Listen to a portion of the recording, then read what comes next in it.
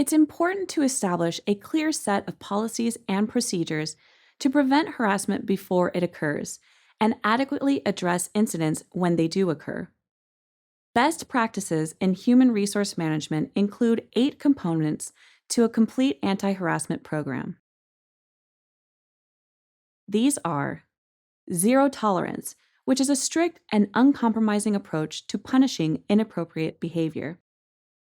Definition: clarify exactly what is meant by sexual harassment. Illustrations or examples that make it clear to your employees what is and isn't acceptable.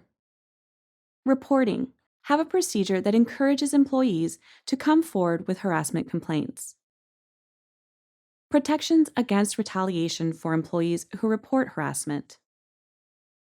A procedure for investigating complaints that protects and respects privacy. Regular training and employee awareness programs. And policies that ensure prompt corrective and disciplinary action for offenders. One of the best tools to prevent harassment is for an organization to have a clear anti-harassment policy. This policy can clarify that the workplace also includes remote work, and that harassment isn't defined to only include proximity or physical contact. The anti-harassment policy should be written in clear, easy-to-understand language and be accessible to all employees in multiple formats, such as the employee handbook, and displayed in conspicuous locations at the workplace. Particular care should be given to ensure that remote workers have access to the policy as well. A best practice would be to send all remote employees an electronic copy when they're hired or anytime the policy is updated, as well as provide them with a central location where they can view and download it.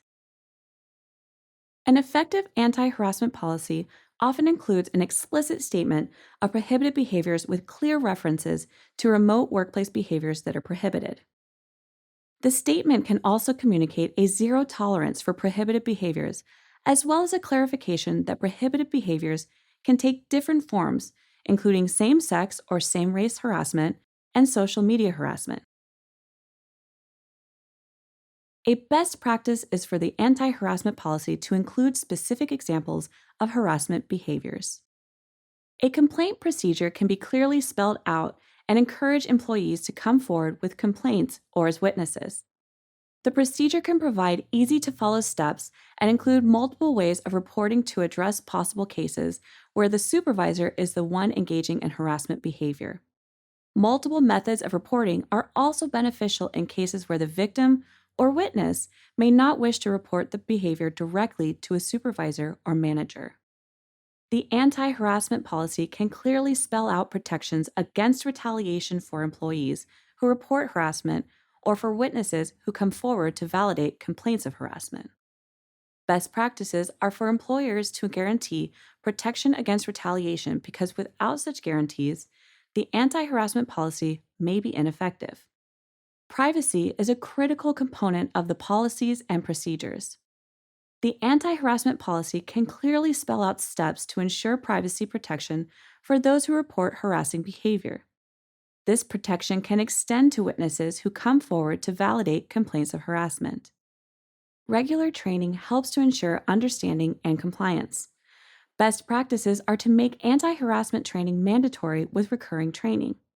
Changing circumstances, such as the rise in remote work, require regular updates to an organization's anti-harassment policies and procedures. Regular training ensures that employees are informed of these changes and updates. An effective anti-harassment policy will include assurances that all complaints will be taken seriously and investigated fairly and thoroughly. A statement regarding due process, as well as the corrective and disciplinary steps that will be taken, can also be included.